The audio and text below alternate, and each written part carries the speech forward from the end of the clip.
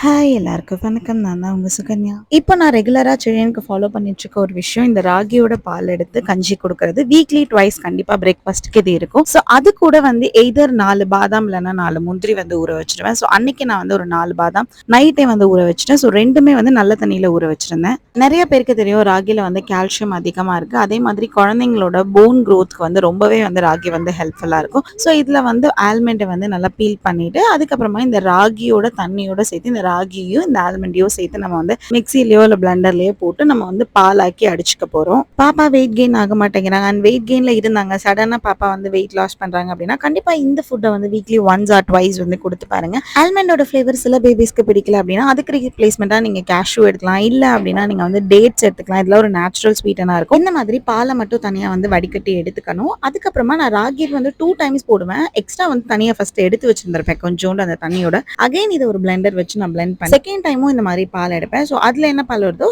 அதை வந்து நல்லா பிளெண்டர்ல வந்து அடிச்சு அகைன் அதே மாதிரி வடிகட்டி எடுத்துப்பேன்.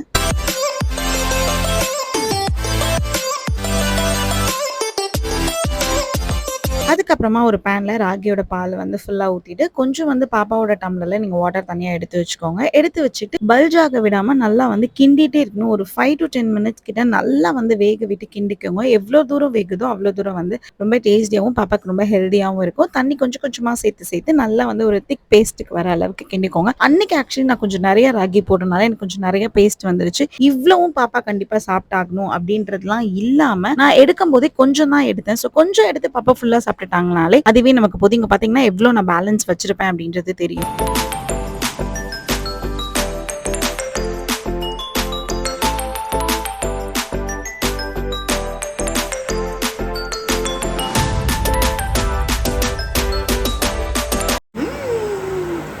யம்மி யம்மி தான். யம்மி யம்மி தான். நாங்க சாப்பிட்டு வரோம் சொல்லிடு. நாங்க சாப்பிட்டு வரோம். பாய். பாய்.